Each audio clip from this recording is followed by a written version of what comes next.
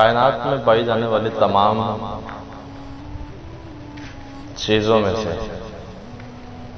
سب سے خوبصورت کوئی تخلیق ہے تو بلا شبہ وہ عورت ہے۔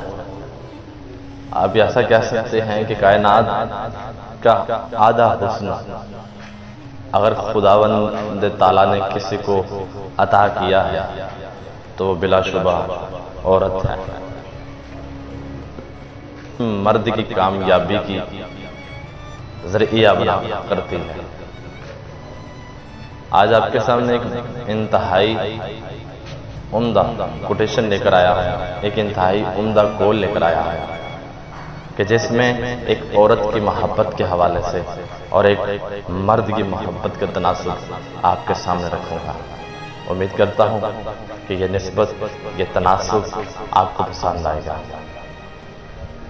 تو کہنے والے کہتے ہیں کہ عورت دیکھتی ہے، سنتی ہے اور چاہنے لگتی ہے۔